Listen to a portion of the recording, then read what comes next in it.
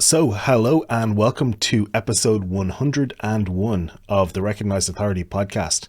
This is season 2 of the podcast, and if you are a long-time listener, welcome and thank you for your patience over the last, I don't know what it's been, 6, 7, 8 weeks while waiting for season 2 to kick off. If you are a new listener, you are very, very welcome. I'm delighted to tell you that there are 100 episodes of evergreen content in season 1. All of it is as relevant for you now as it was the day that it was recorded. And you can find all of that at therecognizedauthority.com. So I want to tell you, kind of just reset the room like they do on Clubhouse. I want to tell you what the podcast is about. It's a podcast for consultants, any kind of expert services business, anybody who is a solo practitioner or running a small firm for any kind of expertise-based business. This podcast is aimed at helping you. The ultimate goal is to help you become known as a recognized authority in your field. That's why we call it the Recognized Authority podcast. And we look at all sorts of related issues, from publishing books to publishing social media to creating podcasts to LinkedIn, to sales in the expert space, pricing, anything that is related to this kind of authority business, this kind of authority strategy. And I'm delighted to talk to expert guests. I have had some big names on the podcast, people like Chris Do and Alan Weiss and Mark Schaefer, Rochelle Moulton. I have had many less known people on the podcast, some really, really interesting guests, and whose first time it was actually on a podcast. And so I'm delighted to talk to all of these types of people. This is the start of season 2. And so this very first episode is going to be a little bit different from what you're going to get in the next few episodes. But I want to tell you what you can expect for season 2. I have changed the format in terms of recording. And so instead of pre-recording episodes and editing, what we're going to do is we're going to live broadcast most of the episodes. So it's going to go everywhere I can send it, like YouTube, Facebook, and primarily LinkedIn. It's where I imagine a lot of you may be watching this if you're not listening to it in your podcast player. It will always be in your podcast player at 6:01 a.m. on a Monday morning, just like I think we got about 90-ish% of season 1 were at that time. So basically everything after season 10. Episode 10. So we're going to keep that consistency. The big thing is that it's going to be unedited. It's going to be broadcast live, and so we're not going to edit it in post. It's going to be live, raw, unfiltered conversation between me and my expert guests. Occasionally there might be some solo episodes and things like that, but it's going to be very authentic, and it's going to be that live broadcast. And one of the reasons why I'm doing that, in case you're wondering, is I'm trying to fight my internal perfection.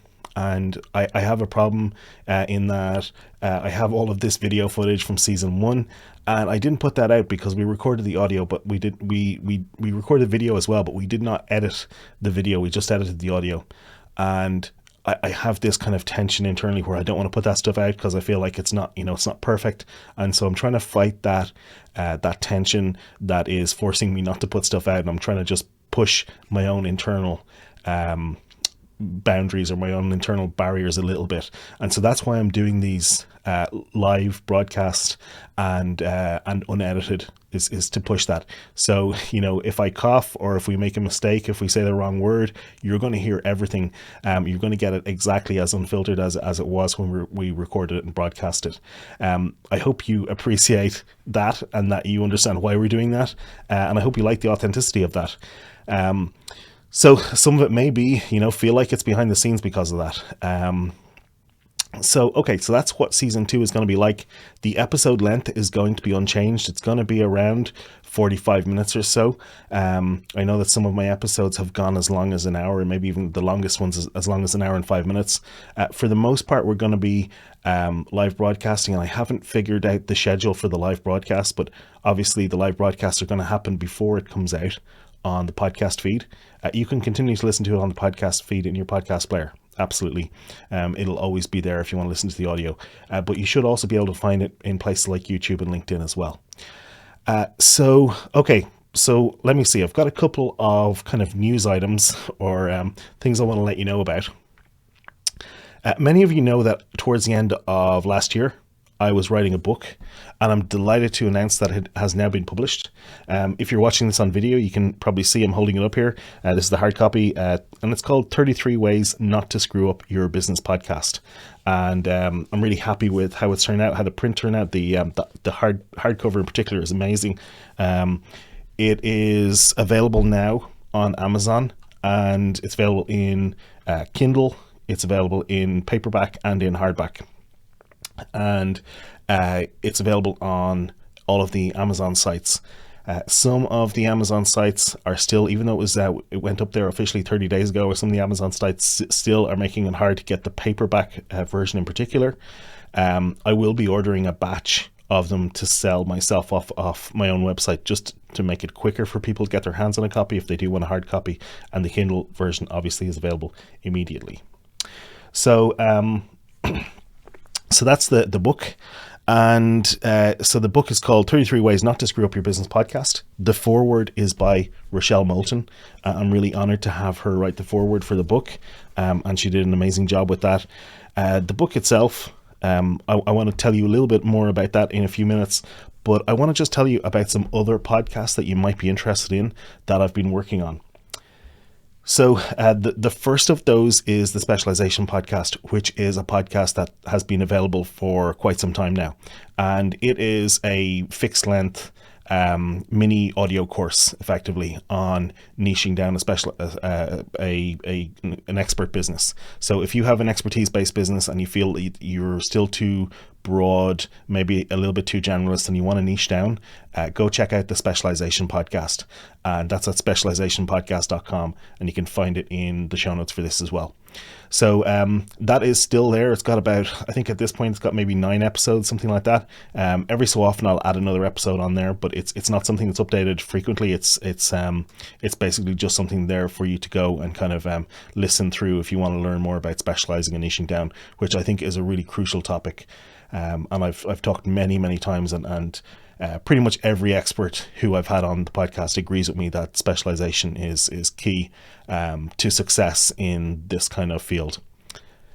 Okay, so that's the Specialization Podcast. Next podcast I want to tell you about is a podcast which I have just started with with publishing company, with Melissa Wilson, who is CEO of Networlding. And so my book is part of a series. So if you see the cover, you'll see the yellow cover with the screw on the front, the 33 Ways Not to Screw Up Your Business Podcast. All of the other books in the series are 33 Ways Not to Screw Up X. And so there's things like Ann Janser's book, which is 33 Ways Not to Screw Up Your Business Email. There's books on HR and lots of things related to business. So we're going to be interviewing each author in that series. We started with Ann Janser, so that episode is already up, and I was the second, so Ann actually interviewed me, and that's up as well. So we're going to interview every author in that series. Currently there's about 10 books in the series, and there's more to come. So that, if you're interested in learning more about the book series, and we'll be talking a little bit about kind of like the publishing process and things like that.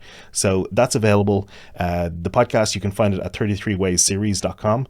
And the podcast itself is called 33 Ways Not to Screw Up. And you can put that in your podcast player, and you should be able to find it. So that's the podcast for the books in general. So that's the podcast for the book series. The other podcast that I have personally just launched is called Accelerating Your Authority. And so what I found with the Recognized Authority podcast, which is kind of, I feel like it's my flagship podcast, the episodes are a little bit longer than some people want. Some guests as well as listeners. And I know that I really personally, I love the longer format podcasts. And so I like to have a conversation that goes 45, 55 minutes, something like that, where you can go really deep. And some of the episodes have been described as masterclass in that particular topic by some of the reviews that we've got on Apple Podcasts. And so I really do like that, but I know that as well that some people will want to have a shorter podcast experience. And so this is something that I wanted to offer you. And so I've created a new podcast called Accelerating Your Authority. and it's a shorter format podcast. It's about 15 to 20 minutes per episode, in and around that. And basically it's just kind of these bite-sized chunks. It's going to be coming out on a more frequent basis than the Recognized Authority, I assume, and it's experimental, so I'm going to see how it goes. I have about 10 episodes pre-recorded, and I've put, I think, 3 or 4 of them out so far.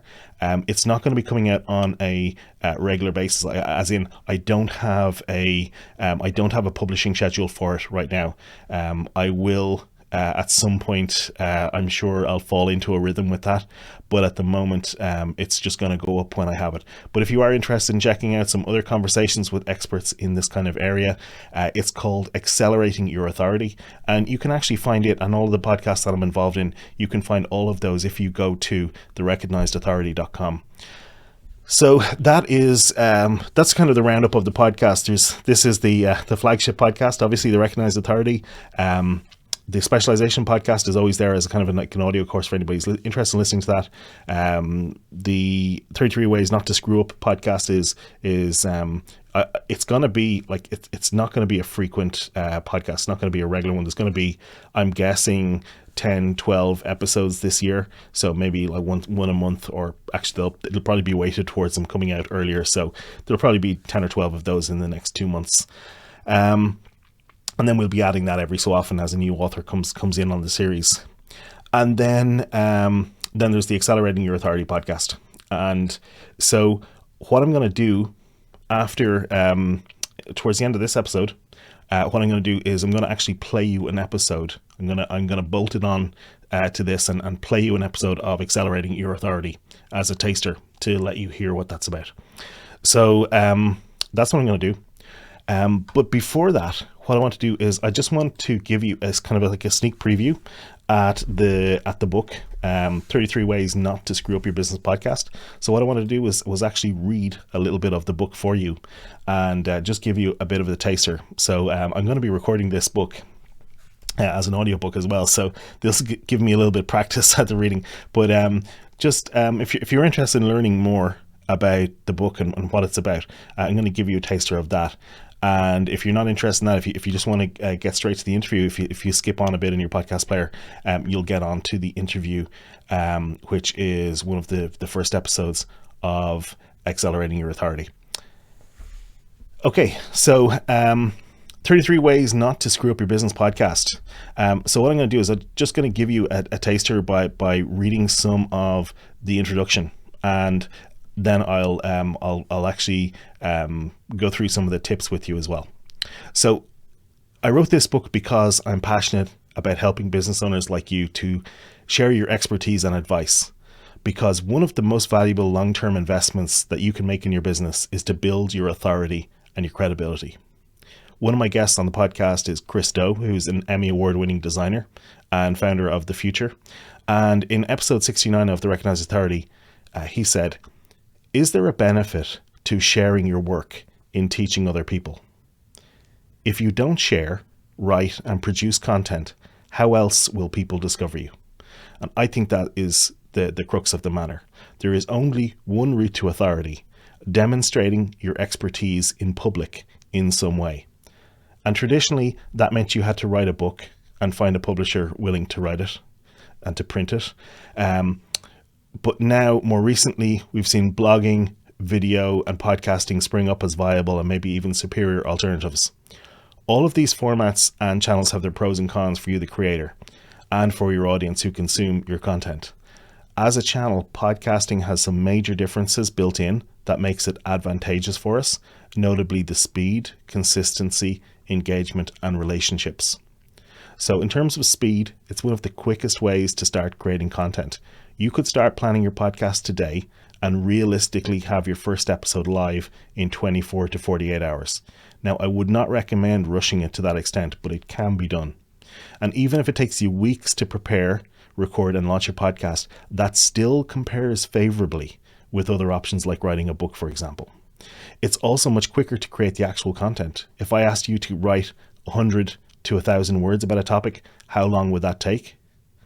If I put a microphone in front of you and ask you to tell me about it instead, that 1,000 words would take you about 5 minutes to speak.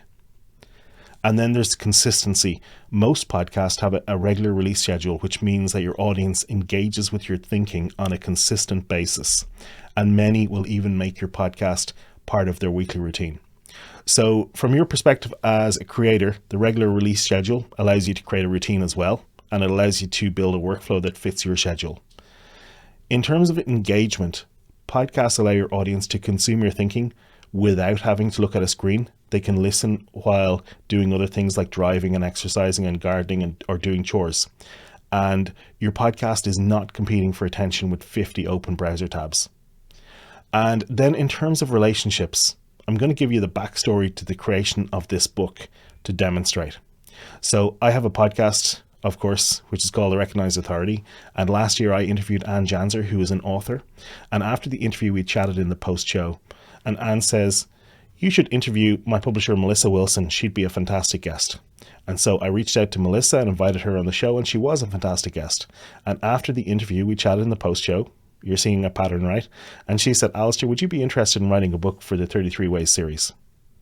So I'm honored to have Rochelle Moulton, author of The Authority Code, write the foreword for this book. And at this point, you won't be shocked to learn that Rochelle was a guest not once but twice on The Recognized Authority. I met Rochelle through Jonathan Stark, who's a business coach I've worked with to help on my business. Jonathan was also the first guest I had on this podcast. And after the interview, we chatted in the post show, and I asked him if he could introduce me to Rochelle so I could invite her on. So that's the huge advantage of podcasting. It allows you to build relationships with great people. So you can leverage your show to speak with people that you wouldn't have access to otherwise.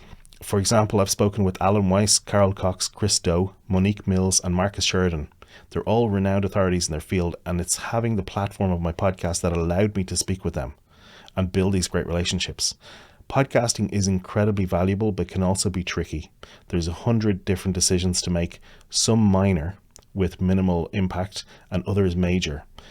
Strategic decisions that can determine your success or failure. And I've written this book to help you navigate those decisions and to help you avoid making the mistakes that I've made myself and see others make. So that is the introduction to the book, 33 Ways Not to Screw Up Your Business podcast. And I just want to go through the some of the tips that I have, and I'm not going to go and give you readings from all of those, but some of the tips at the start. Part one is called Designing Your Podcast, and some of the tips are talking about having clear goals, targeting specific audience, choosing the topic that you love talking about, picking the right format, picking the right frequency, doing a fixed length season first, listening to other podcasts, and then creating your artwork. And that's the designing your podcast part. Part two is setting up your podcast and addresses getting the right equipment, getting a good recording environment, recording video, and choosing hosting. Part three is launching your podcast, publishing a trailer in advance of your launch, launching with episodes, and how to list your podcast everywhere. Part four is fine-tuning your podcast, writing episodes, creating hooks, and including call to actions and choosing guests. So it's actually, this book ended up being a fairly comprehensive guide to podcasting for people who were interested. And I kind of accidentally wrote it as a comprehensive guide. That initially wasn't my intention, but it turned into that, and that was kind of the book that I wanted to write. So if you are interested in podcasting, starting a podcast for your business, or you think somebody who might be, go check it out. So, okay. And you, by the way, you can find all of this in the links in the show note and at therecognizedauthority.com.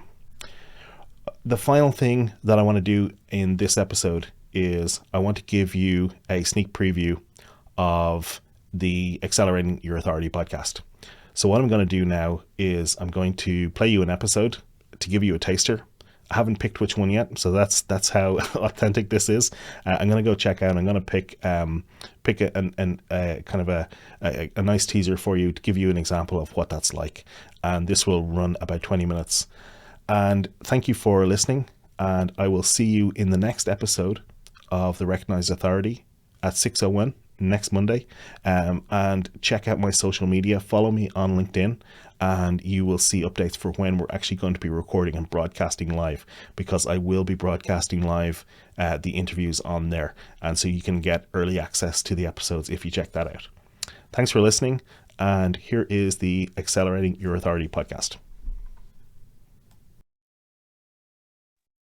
Hello and welcome to Accelerating Your Authority. This is the show to help you grow your expertise-based business through six figures and beyond. I'm your host, Alastair McDermott, and I interview leaders, consultants, and experts about their business so that they can share their stories, advice, and insights for growth. So today my guest is Mark Edwards.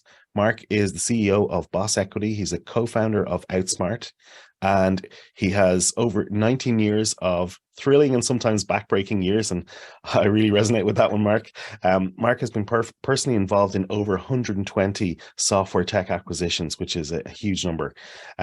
He has an ability to find the right fit for client companies and acquirers, and he has a stellar reputation. And he has a wealth of knowledge, wide-ranging contacts, and a vast experience that have proven invaluable. And I've already spoken with you, Mark, previously, so I'm delighted to have you on the show here. It's great to be on the show, and it's good to speak to you again. We had an interesting conversation last time, so it's nice to have a follow-up. Yeah, so I think we're going to talk a little bit about Outsmart today, because you've got Yes. these two different businesses. Can you tell me a little bit about Outsmart? Who are your ideal clients, and what's the challenge that they face?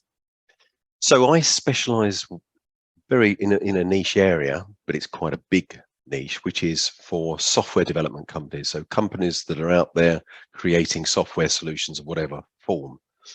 I've been in the sector for probably approaching 30 years. Originally, as a shareholder, I've sold software. I've managed software companies. Then, as BossEquity, in being working with companies to help them exit, so to sell those businesses, helping companies to acquire other software companies. And then part of what we were doing in helping increase the valuation of a company was sort of one section of the framework that we'd have within BossEquity, which we called competitive space. Competitive space is about understanding your organization within the market and being able to articulate it in the right way to your target market in a compelling and engaging way, but to do so in a way that creates competitive space between you and your competitors. Because a lot of companies, one, you've got to make it clear and understandable, but also you've got to be able to give people the reason of, why should I buy from you and not one of these many other companies? Because there are always a lot of competitors. So we help them to create that strategic positioning, help people to articulate what they do in a way that's really understandable to make it more compelling and engaging. And what that does is it makes all of their marketing and it makes all of their sales effort much more powerful, and helps them with the growth. And we've seen, phenomenal. It's been a great experience, actually. Just this is a relatively new company, although the process and competitive space was started nearly a decade ago now, based upon just having experience with hundreds and hundreds of different software companies. And also it was based upon a study that we did, lasted 3 or 4 years, which was looking at the very fastest growth software companies and what were those common denominators between that 1% or less than 1% and the rest, because most companies out there really struggle. Yeah, it's interesting. There's a couple of things that are I think are interesting. One is, even if people don't ever intend to actually sell their business, in preparing to sell a business, even if you don't actually sell it, it puts into place a lot of systems, and it kind of trains you into really good habits, I think. And the other thing that you mentioned, and I think you mentioned this in the pre-show, standing out in the crowd, and having that strategic positioning is very different from branding. Can you talk a little bit about that? Yes, I think that there is often a lot of confusion between branding and strategic positioning. Branding is something that your marketing department can handle. They can do that in-house, or they can do that with a marketing agency. And that is about being able to create recognition regarding products. It's about creating some consistency. It's the identification of those products and the identification of the company. Sitting above that, which is always at the highest level within your organization, is strategic positioning, which starts from, why do you exist? What is it that you do? What is it that you do best? And how can you articulate that to your specific target market that helps you to stand out and that gives you an advantage? And that is, it's quite difficult to achieve, but it's something that needs to be done at the very highest level within the organization, because it's not just for the external messaging, it also creates great alignment internally. And that's been a very satisfying aspect of the work that we've been doing, is seeing when we present back to the company, this is how we believe that you should position, this is your competitive space, is that people within the organization smile and say, I get it. Oh, great. It actually helps a business leader to be able to get more from his employees, not getting them to work harder, but to get them to be able to focus on what this company really does. Right, because they're bringing that alignment. Yes. And everything is pulling in the same direction. It is, yes. And what's that real core objective, and what makes us special? It doesn't mean that doesn't incorporate branding, because obviously you do want to be able to create that instant identification, but it's how you all apply that. So in a way, I see these as sort of branding at one level, strategic positioning just above that. And actually what we do in competitive space is a combination of those two, with a methodology of how to apply both, but at a strategic level. Mm-hmm. Yeah. So one thing that I think people sometimes have difficulty with is in the concept of standing out, and what makes us different, is grasping what that actually looks like, when it comes down to it, to brass tacks, when it comes down to reality. Do you have any examples of how one company can stand out against another, in from your experience? Wow, lots of different examples. I mean, that covers many different things. There's a number of different elements to that. It's not a simple subject. I think in being able to stand out, one of the things that we always focus upon is the ability to be able to communicate visually effectively. And that's something that all businesses use visual images. 99% of them don't do it effectively. And why is that important? Well, because we've communicated visually since Stone Age man, for 40,000 years, 50,000 years. On the walls of the caves, we communicated. Long before writing. What did writing come in? Sort of 5,000 or 6,000 years ago. Our brains have adapted over time to be able to take in visual information very, very quickly. That's been part of our survival. The reason that you and I are here today is because our ancestors survived and lots of others didn't. And part of that would be being able to visually taking a lot of information. That part of our brain is actually very, very large because of that. Our survival has been based upon that.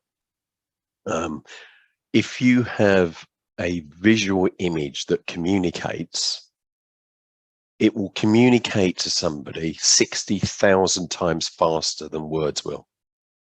And that's just the way that we're geared up. And especially today, with social media and the internet, and with very short attention spans, and we were talking about that earlier before we started this podcast, I think that there are trends that people's generally, their attention spans have shrunk because we get so many demands on our attention.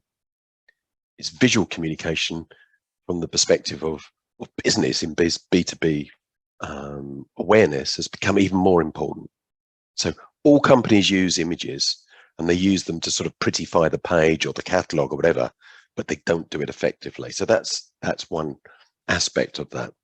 And the other sort of big concept is people being able to create their competitive space, but doing so in a cohesive way.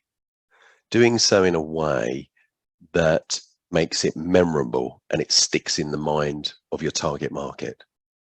And we've created our methodology based upon experience, upon study, in actually doing research of the most successful companies, but also based upon cognitive science and psychology. What's going to make you more memorable and stay in the minds of your prospects?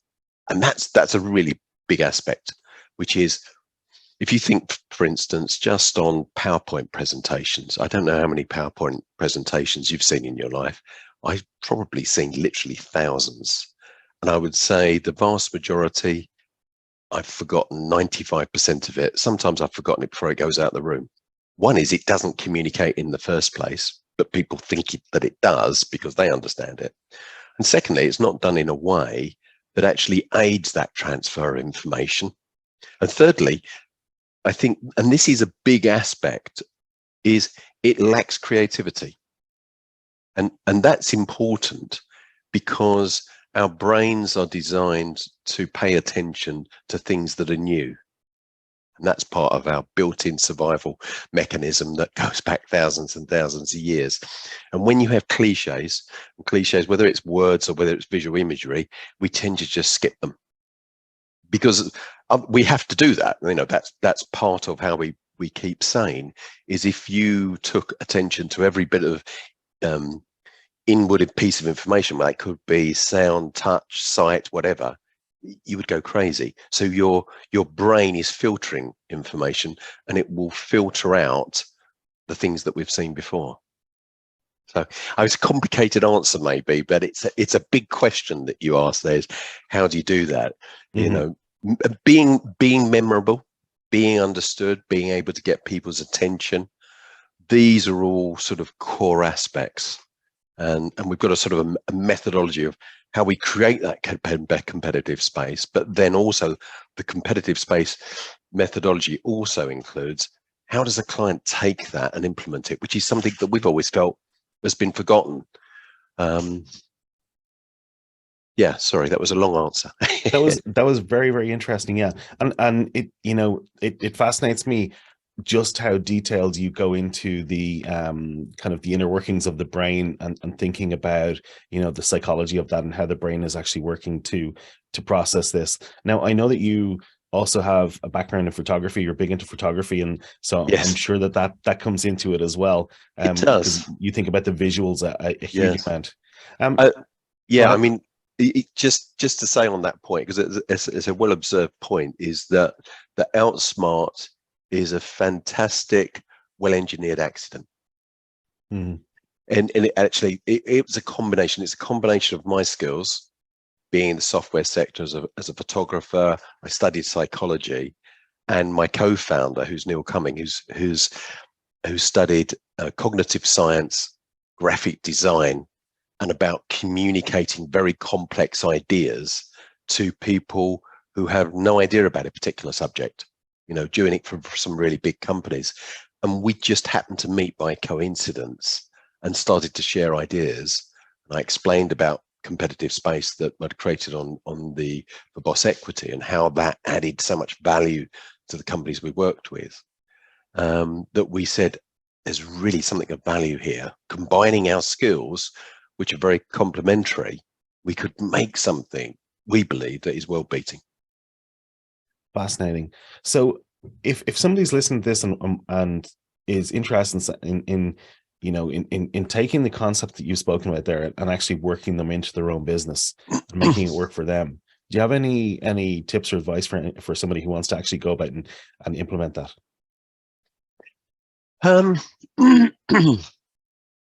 Yes, I would say at its core is always truth. And I think that a lot of communication that's handled by marketing parts and marketing people, and maybe salespeople, there is a certain cynicism, I think, from some people to say, is that really the truth? But I think to build a really good competitive space, the message has to come from the core strength of your business. I think if you're looking at your own business, it's creating your own competitive space is hard. Doing it on your own business is even harder because you get so close to it. But you have to be able to sort of step outside and look objectively and say, what is our core strength? And then you have to understand a lot about communication. I mean, we've written an article just recently. People may be able to find it on my LinkedIn profile. And actually, it was talking about the difference between branding, strategic positioning, and competitive space. But one point that was made was, so many companies, for instance, will say we're highly professional. And then they push that out, it's our professionalism. Well, that is not going to get you attention. That is not going to capture anybody's attention unless your competitors are out there saying, we're fairly amateurish, but we're going to give it a good go. Yeah. And that doesn't happen. You know, being professional is a given. Forget it. And I think one tip I would give is to take those messages, and this is part of what we deliver when we create competitive space. It's core value propositions messages, is to take the messages that you've currently got and reverse them and say, does the opposite sound ridiculous? And if it does, it's often a good indication that what you've created is a given. Mm-hmm. You know, I mean, one that I see very often in the software sector, either a software development company who are providing software solutions or a company that is a services company, is they effectively say, we've got this process. So does a serial killer. He has a process. So what? You know, who hasn't got a process? Example, yes. I have a process when I get up in the morning. I'm not going to sell it to anyone. Mm-hmm. Yeah, it's a given. Yeah. I do see this quite a bit with we have the best framework, or we have the best people. Yes. I see that quite a lot in consulting. Yeah. And yeah, it's like everybody can claim that, you know. Yes. And for almost nobody, it's true, you know, because that's right. There is only one best framework, and there is only one best people, you know. Yeah. So yeah, I think there's an image. So we're talking about visual images and the way that a visual image can communicate. So I said that there was this article which you can find on my LinkedIn profile, and there's we've got an image of a herd of zebra, all the same, saying, I'm professional. No, I'm really professional. No, I'm more professional than him. All bleating the same. Yeah. That communicates exactly what that does. Yeah. Which is nothing. It doesn't achieve anything. So, do you have any resources that can help people with this, apart from the LinkedIn article, which I'll find and link in the show notes? Good question, actually. And we have. So first of all, we've got what we call the competitive space pathway. And you'd need to email us for that at the moment, but we're also in the process of creating an online assessment for organizations to be able to say, you know, have we created competitive space, and is there an opportunity for us? And through a series of questions, it will be able to give them some feedback and give them a report as to, you know, the opportunity within their particular sector. So if you go onto the Outsmart website, which is outsmartstrategy.com, mention this podcast, and we'll make sure that you're some of the first people to receive that information. We'll send you the pathway. The pathway is a visual representation of competitive space, but it's got some audio that you can listen to, which is explaining different aspects. There's some visuals, there's some articles, and hopefully you should find it interesting. Awesome. Okay, and we'll link to that in the show notes as well to the website. Sure. There's something I just want to ask you, because I know that you have a podcast, the BossEquity podcast, right? Yes. Is that audio or video or both? It's both. It's both. It used to be just audio in the early days, but since just before COVID, we changed to video or audio one. Yeah, you can get it on YouTube or various different platforms. Yeah, I'm just interested in how you think, because I know that you think a lot about communication and how the brain processes things. How do you feel about audio only versus audio and video podcasts? How do you like? Do you think one is better than the other? Do you think one's more important? It's an interesting question. There are studies that say that if somebody is listening to an audio only, they pay more attention to the voice, and actually they have a very good ability to be able to tell when somebody is lying, because they're cutting out one of the channels, which is the visual, and they're listening. So that, I mean, I don't go onto the podcast to lie, so it doesn't apply in that case. I only did audio, and I think I felt most comfortable when I was just beginning as a podcaster to do that audio. And I thought, I've just got to listen. I've just got to focus on what I'm saying. I don't have to worry about the background, the lighting, and all of that. But when COVID came along, I did have some pressure to people saying, you should make this visual. And I thought, well, let me set up a purpose part. I've got a photographic studio. Part of that photographic studio where I do the podcast, and I'll set up the lighting. I'll just turn everything on and I'm ready to go. I think from a podcast perspective, I think that there are advantages because you get the option. There are people that like to watch, and there are other people who just like to listen, and you can do either. Yeah, I think it's really interesting, and there's a couple of things that I've heard about this. One is that audio, for some reason, if somebody listens to you over audio, they build up a stronger trust, which is strange because you're getting less information. But it might relate to that point about we know when somebody is being truthful or not. Yeah, or maybe it's. And actually, because I know from the last conversation that we had, when I started talking to you, I liked the conversation because you're authentic. I've had people on BossEquity. It doesn't necessarily get published, but all the recordings I do don't necessarily get published. That they're coming on to present a version of themselves that, to me, doesn't come across as genuine. Yeah, I want somebody to come across and be themselves. That's really important to me. And I think this actually goes back to something that you were talking about earlier, when you were talking about strategy. You were talking about that it has to be true. It has to be aligned. I actually wrote down the word authentic back then because you were in the middle of your monologue, so I didn't want to interrupt you. But that's people have accused of me of doing that many times. My monologue. It was a good monologue, so I appreciate that.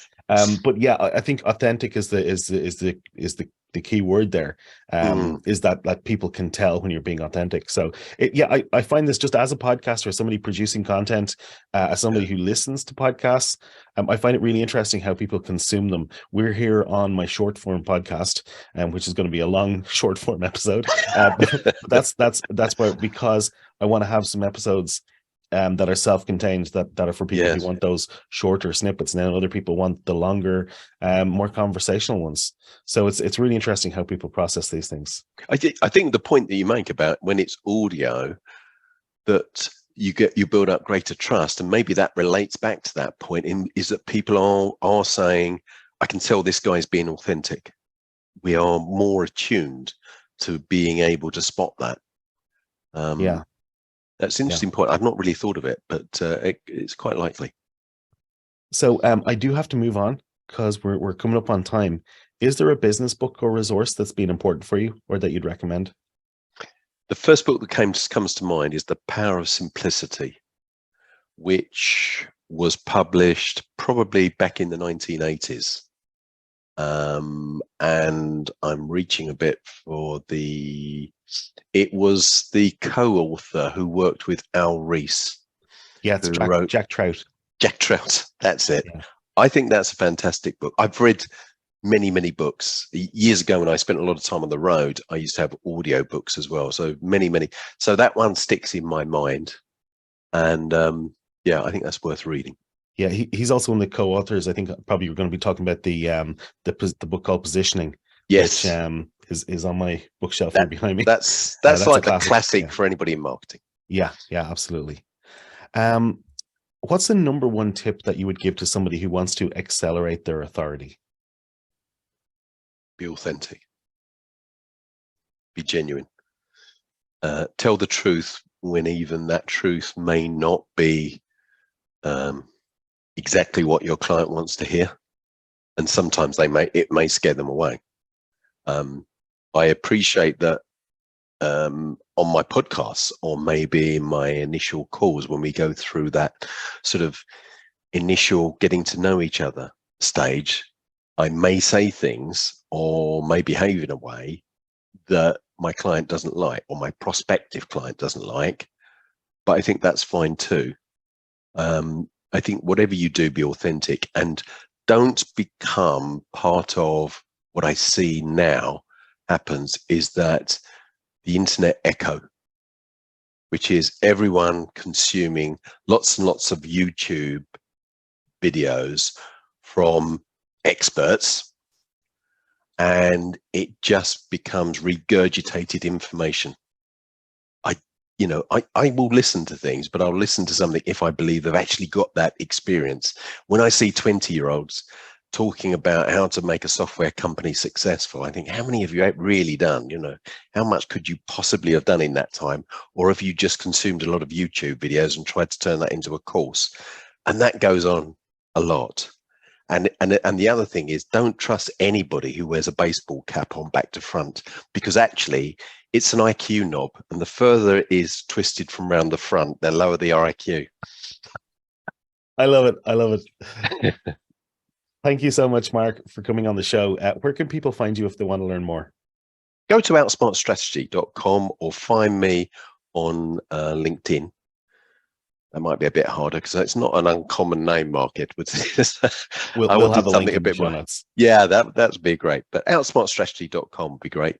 Link to me, and give me some feedback on this podcast, maybe. Awesome. And also check out the Boss It podcast. Yes, please do. Always looking well, for Mark people. Edwards, thank you so much for being with us here today. Thank you very much. I enjoyed the call. It's good to be on it.